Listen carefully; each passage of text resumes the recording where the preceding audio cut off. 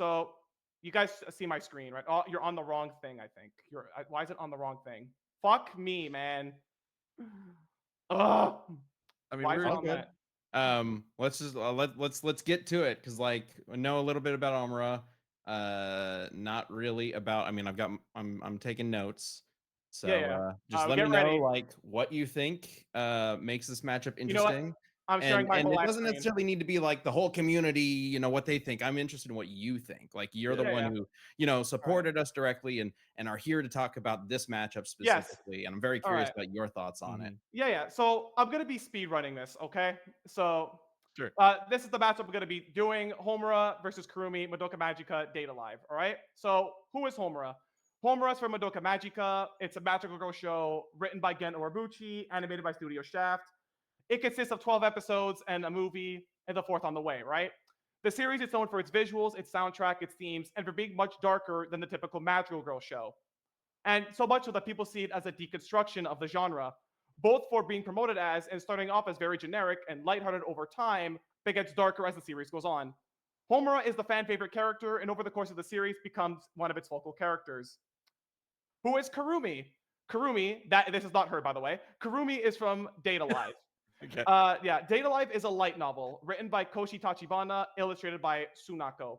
The first volume released in 2011. The series spans 22 main series light novels and 11 encore side story compilations.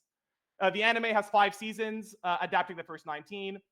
The series is known for its character designs, its soundtrack, its foreshadowing, and being much darker than the normal harem show. So much so that people see it as a deconstruction, both for being promoted as and starting off very generic and lighthearted, that gets darker over time. Uh, Kurumi is the fan favorite character and becomes one of its main characters over time. I guess you guys are starting to get it, right? Mhm. Just a bit where we're going with this. So we'll start with Homura. So Homura, Homura's life fucking sucks. Okay, she's had a heart condition since childhood. By the way, Total, are you recording? Total, are you recording?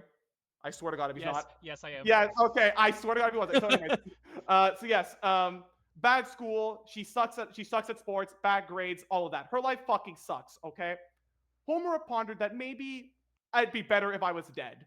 Well, thankfully, she finds herself in a witch's labyrinth, being and about to be attacked with what's called a witch, beings that feed on humans, and she entered what's called a labyrinth, basically a separate pocket dimension. Anyway, she's about to get attacked by a witch. She's about to die until she gets saved by a being in white.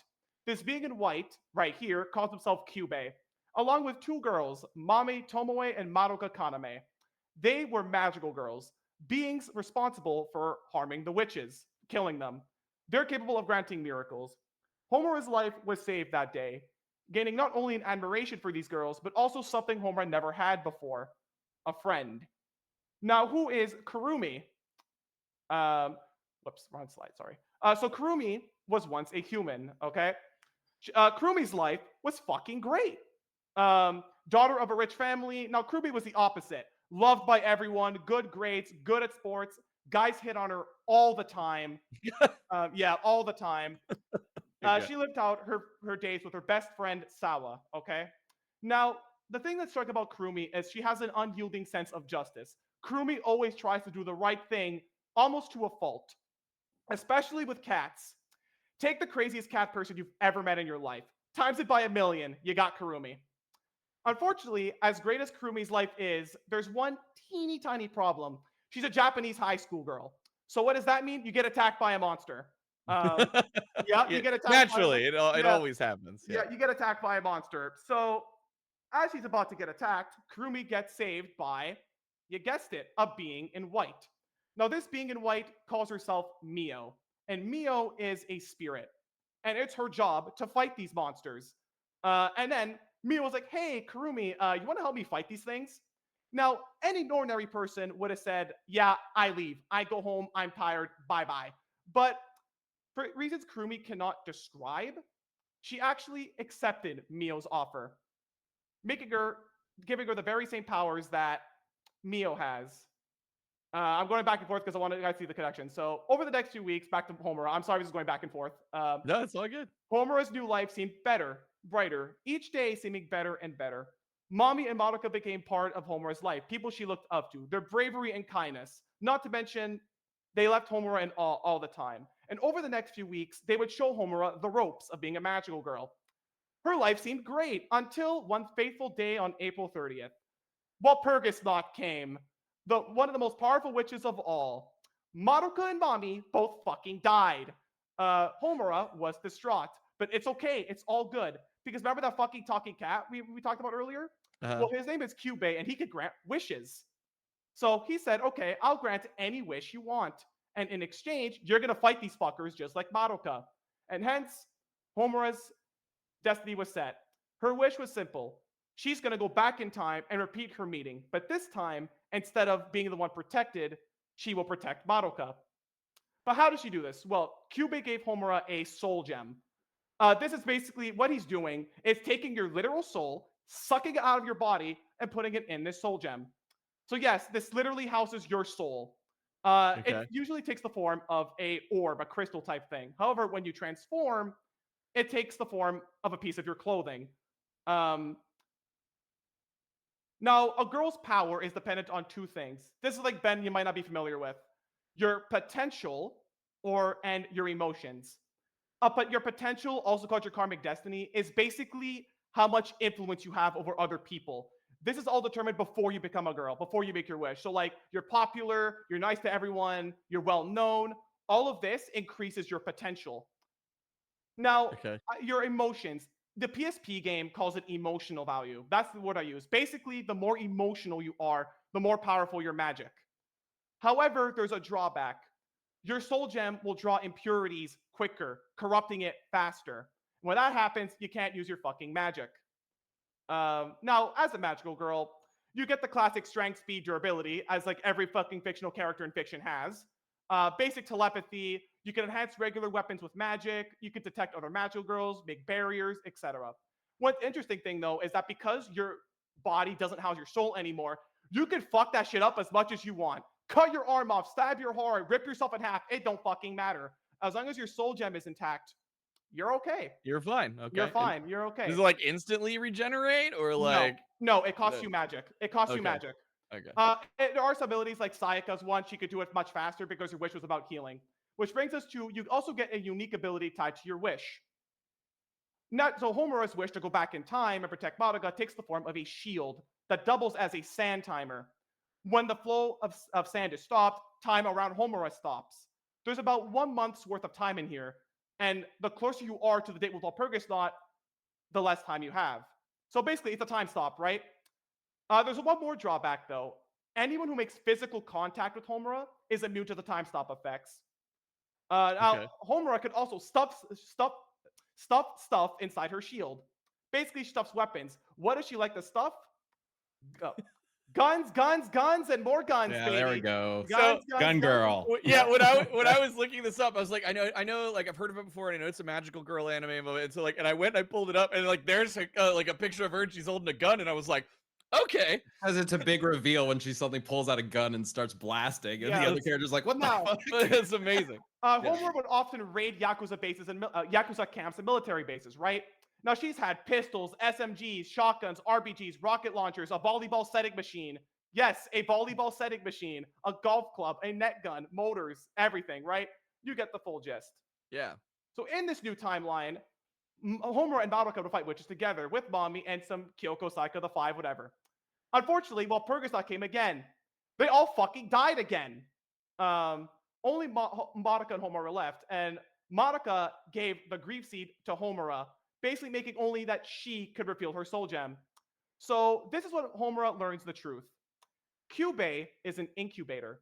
Incubators are an alien species who make it their mission to prevent the heat death of the universe, or entropy. To do this, they need energy, and this search sent them to Earth. And they said, oh, this thing is cool. What is it, like gas or oxygen? Nah, it's the emotions of teenage girls. More specifically, when they give in to despair. And that's when we learn the truth. These witches you were fighting, those are magical girls. And thus, you're a pawn in their game. The girls are cattle. You're going to fight the witch. You're going to become more powerful. You're going to become a powerful witch again. I'm going to take that energy, save the universe. Once Monica found this out, she was like, "Yo, Homura, I know you go back in time and stuff, but could you please make it so that I don't make my wish either?" Fuck. Okay. So Homura goes back. Okay, I do want to stop you real quick. We're just recapping Monica Magic at this point, but we're here to talk about a matchup, right? Like, Yes, I want yes. to hear about the matchup. Yes, the problem is you need to know their stories. That's why. I'll speed run it. So Homura goes back again and again and again, according to Word of God, around 100 times. This makes her more cold and distant age timeline because she kind of becomes numb to it all. That's when we get another big reveal that remember that karmic destiny we talked about earlier, her potential. So turns out Monica being the center of Homura's timeline, every single one was making her more powerful in every timeline. And by the anime's point, Kyubei's like, "Yo, Homura, you made Madoka the most powerful witch of all time."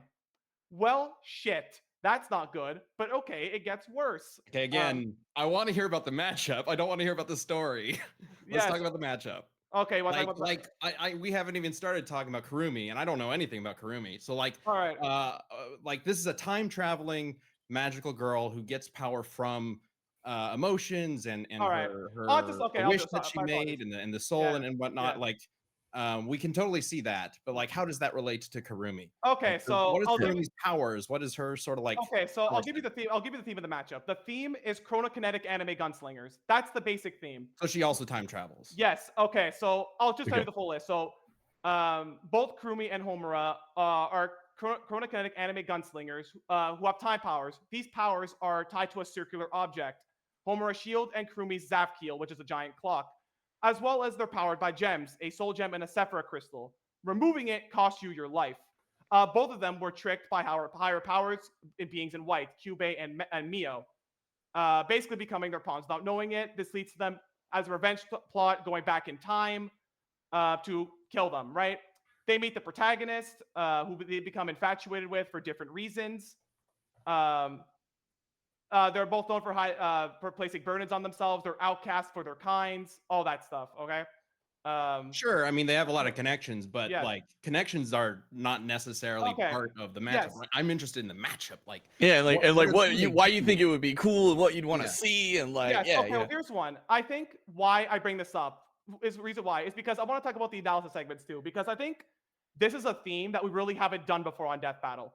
We've had characters with time powers, yes, but it was never the main focus. It was always, oh, this character could also control time, right? Mhm. And we've also never seen characters, I think, this tragic with, again, with the burdens, their time looping, the tragic backstories, and all of that. And these are two morally gray characters you're going to see with opposing ideologies. And I think what it gets you to do is because they're morally gray, it gets you not only to think about the stuff they've been through, but also to feel, to be emotional. And it also helps shed light on both characters who are often misunderstood. But to me, what carries the matchup isn't their connections, it's their contrasts. What do I mean by this? Homer and Kurumi, their paths start art similar, but where it gets interesting is that how they differ over time. What do I mean by this? Well, Homura, Ben, you would know this, becomes more distant and closed off as her story progressed, right? Because of her the stuff she's going through. Kurumi was the opposite. She starts off very distant, but over time learns to open up and trust the others, becoming an ally to our main character and the other spirits.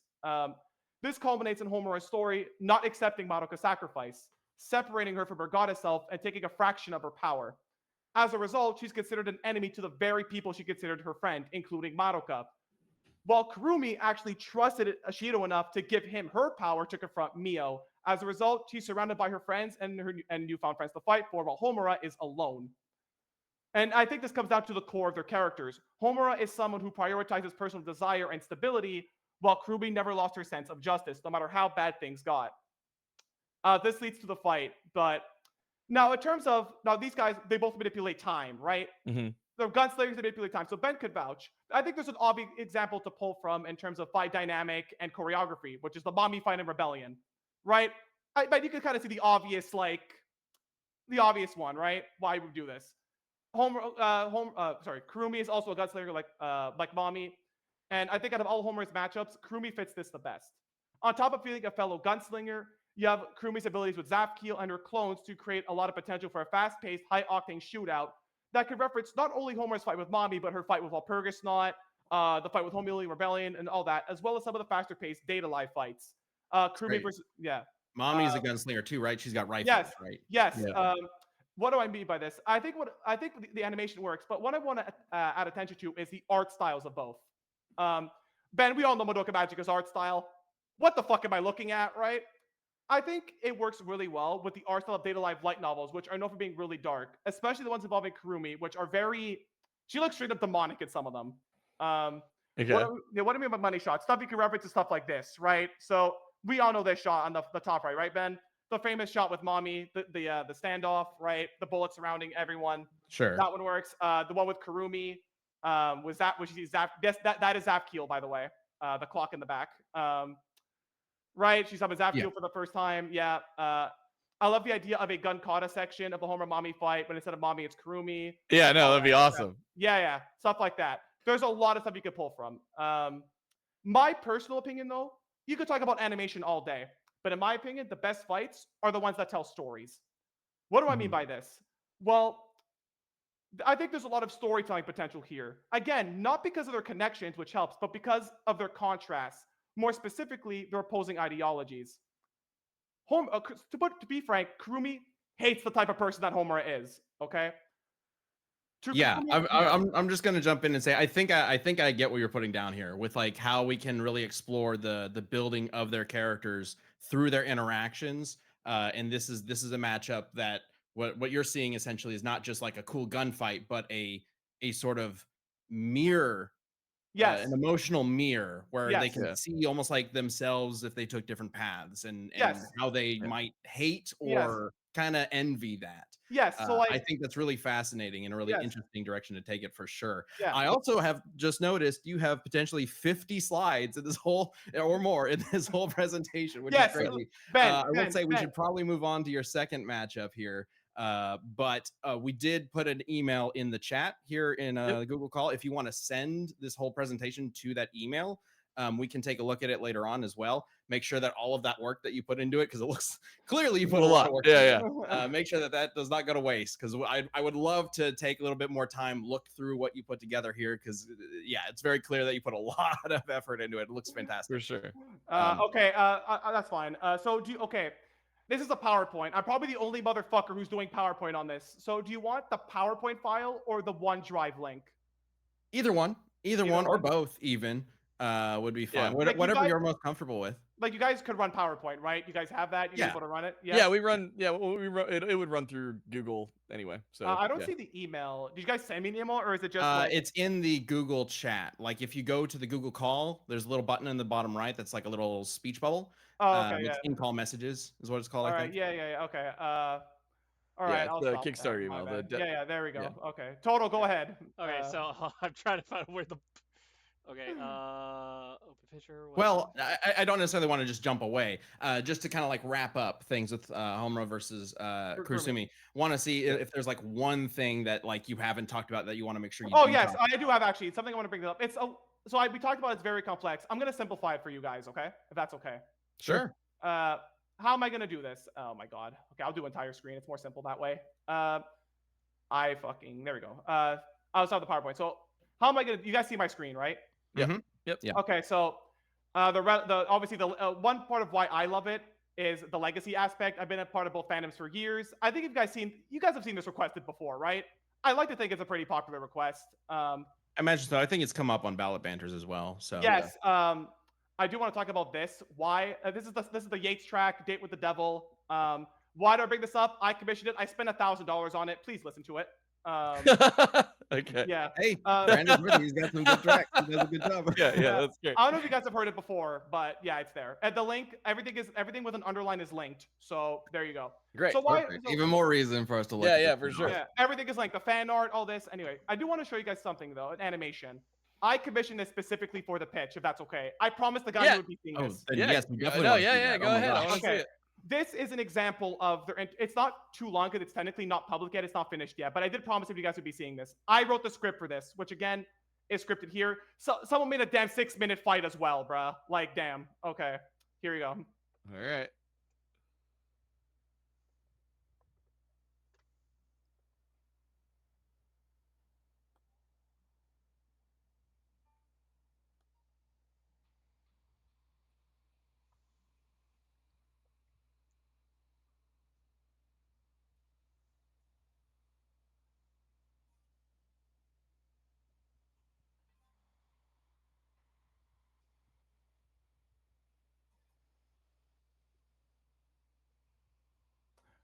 Cool. There you go. Yeah. Yeah. Kurumi could Well- look kind of wild. Yeah, all right. Yes. Anyway, Love so I was talking about simplifying it. My last point. I'm sorry. I know. Trust me. Last point. So I talked about simplifying it. What do I mean by this? So by doing this, we're gonna compare it to another matchup. Let's compare it to Madoka Sailor Moon. Now, don't worry. This isn't one of those. Oh, this matchup trash. This one is better. Not like that. What do I mean by this? Well, think of Homura versus Kurumi as the antithesis of Madoka Sailor Moon. And Ben, we're getting to your question of why I have personal attachment, right? This is why. Madoka Moon, as we could vouch, is all about celebrating the genre, right? And the message of hope that both characters bring, especially with Madoka, who's literally the embodiment of hope. In a way, she represents the brightest side of the genre at its best. Homura is the opposite. She acts as the main catalyst for subverting all of our expectations we had when looking at a magical girl.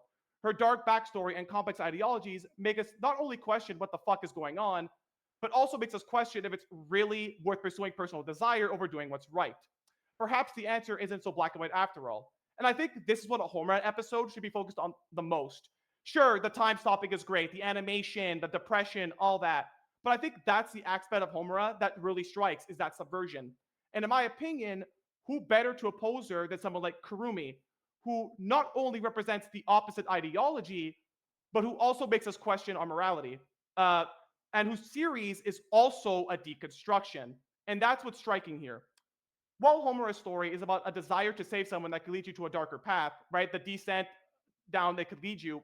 Kurumi's story is about redemption. How no matter the weight of your burdens, no matter how many sins you commit, it's never too late to redeem yourself, even if you can't do it alone. So Homura is the descent, Kurumi is the ascent. Two sides of the same coin. Homura and Kurumi as characters are two sides of the same coin. Just like how Kurumi versus Homura and Madoka Moon as matchups are two sides of the same coin. Mm-hmm. If Madoka versus Sailor Moon is the celebration, then Homura Kurumi is the deconstruction. Got it. Cool. Okay. Yeah. Great. So we got another thing we got to get to soon. Yeah. So let's jump into the other matchups so that we can make sure that we get through that. Yeah. But yeah, again, send the PowerPoint to that email. Would love to check that out. Do I just post for it in chat? Wait, so am I just posting it in chat? Is that what I'm doing? Just email No, it so, to that thing. Just send it yeah, to the email. Send it. Yeah, email it to the Death Battle Kickstarter email, which is deathbattleks@gmail.com. Yeah. Okay. Total. Send me your PowerPoint. I'll send you his PowerPoint too. So. Okay, great. Cool. Oh, so we have another PowerPoint. Okay, then we definitely want to get to it right now. Yeah. Yeah. His is also long, by the way. No, it ain't. All right. Well, let's talk about Rachel Alucard. We got. Yeah. Okay, so where the heck is the present button here? There it is. Yes, this. Okay, so I'm gonna immediately get this out of the way because we talked about why we love the matchups. This one is a good example, and what I mean by that is my history with this. I have been pushing this matchup for almost 13 years. Okay. All right. I have a huge dedication for this. So Rachel Alucard versus Remilia Scarlet, BlazBlue versus Toho. We've had BlazBlue on the show before. Toho is one of the most requested series, and it gets whack. I will. So one of the things I made was this trailer for it. We had originally another video pitch discussing about this MU, but one, that'd be an hour long, and two, it wasn't finished for the time being. Okay. Yeah. If your guys okay with showing this, is okay. If not, Yeah, we could just go ahead and click play. Let's see it. Yeah. I'm on.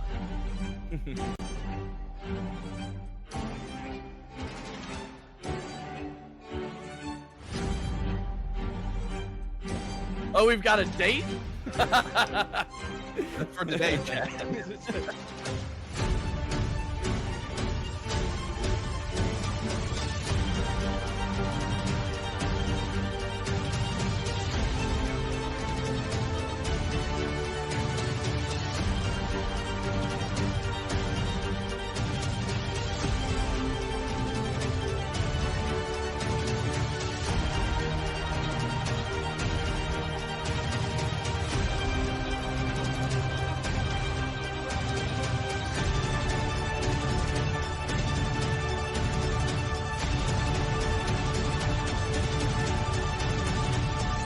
Okay, I'm getting the vibe.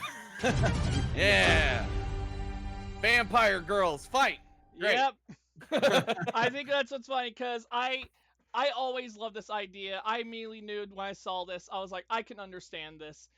But then when it came to work on the pitch, it actually made me had to sit down and realize, oh shit, the connections. And just to show how wonky the connections. Why are you playing the second time? Hey, run it back. Here we go. We're not playing the. There we go.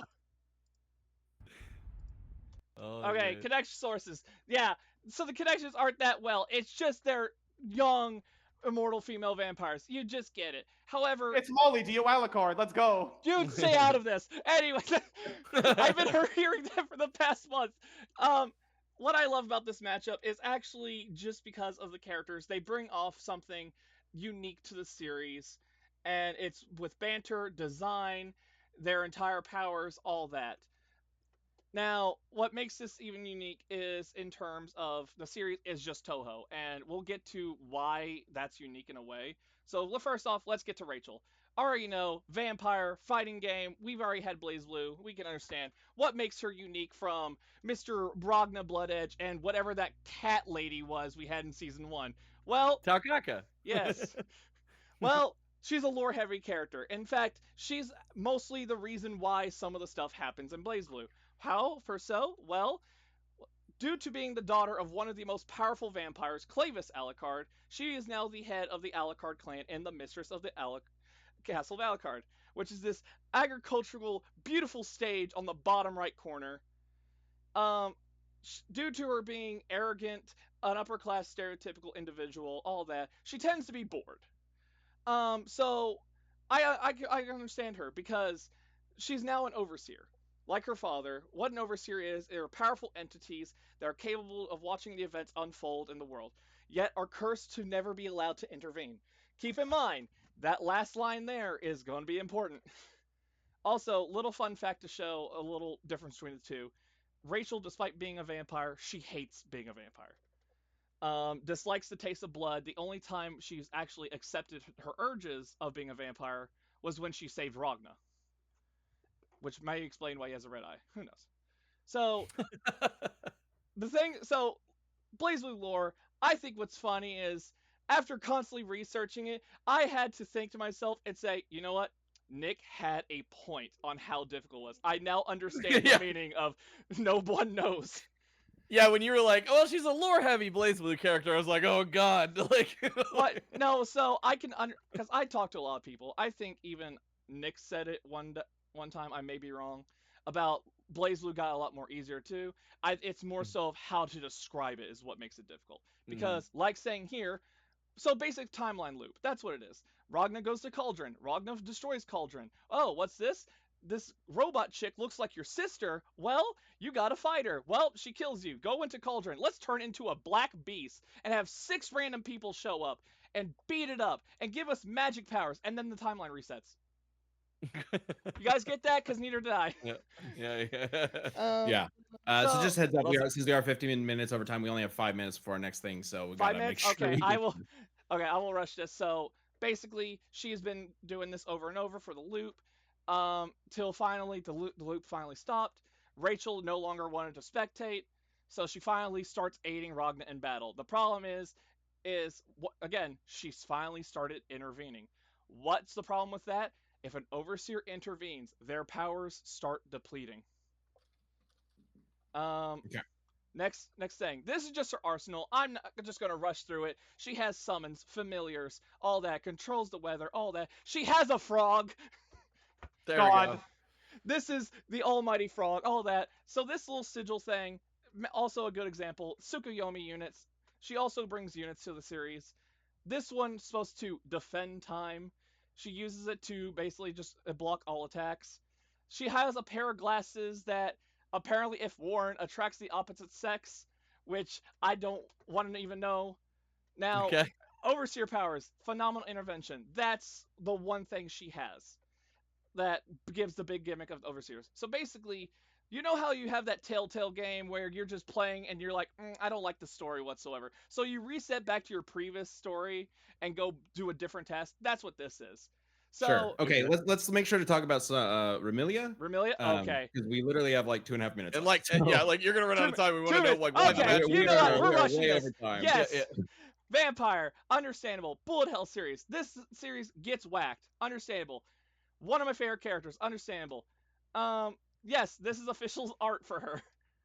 Okay. So first thing to bring up for the series, what is Toho? Bullet Hell series. It's Galaga on crack. So first thing I got a question for you guys: can you dodge this? That's what Toho is. That's great. I got it. It gets even funnier when you realize that, oh hey, she too is also bored and is childish little brat. So what did Remilia do when she was a brat? Yeah. Well, a simple example. She started the Scarlet Mist incident, where she summons this red cloud that apparently broke reality and is destroying the fabric of red and I think it was red and white, which was the exact same barrier that was holding the entire land that they live in. Okay. Okay. Yeah. So it has some crazy reality potentially breaking powers. Let's talk about the matchup. Why? Like, obviously, there's the themes and the connections, but what do you see the matchup? How do you see it goes? Yeah. Oh boy, finally the good stuff I can bring up. So what I love about this is, let's get the first one out of the way: music potential. Toho's known for its lovely music. BlazBlue has one of the best musics. We even had a Therewolf track. I ain't gonna play a little bit of it. I'll just gonna say, go watch it. It was amazing. We even had a recent one just came out yesterday, made by another Versus show. All that one's good. So if you want a good example of this in like the closest way possible, this is Castlevania music. It's just Castlevania music. Okay. Hell yeah. I love Castlevania. Now, fight potential. So this is where, so I think the best way to describe it is, what if Yoshi versus Jiraiya were anime girls? Where Rachel relies on putting traps out in range, while Remilia is heavily ranged. However, she does have moves that get her close up. What makes this fight really enjoyable for me is how you can handle it, where it's phenomenal intervention, where she resets the fight back to the beginning of the fight and trying to avoid fatal attacks. Meanwhile, Remilia is using fate manipulation to bend that timeline back to the original timeline so Rachel can die. Okay. Got it. Yes. Banter, don't even say it. You already heard me talk about the two. Good example, just high horse. What about relevancy? I could just bring up this. Skip alone. this. We're basically at the end here. Let's make sure we get what you feel like is important. What is important for this? Yeah, to you, why this matchup? What you see happening in this matchup that is important to you? Important to me.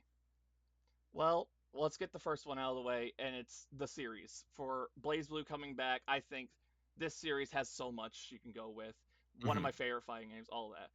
Toho, I grew up to this series. And everyone can agree that, just like it says, most requested series, people want this to happen.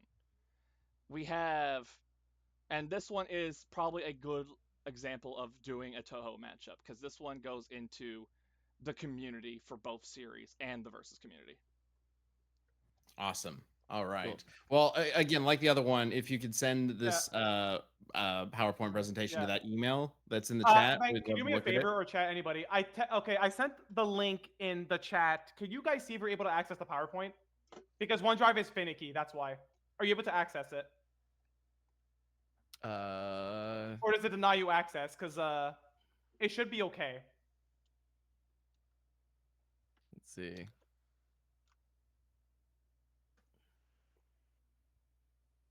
No.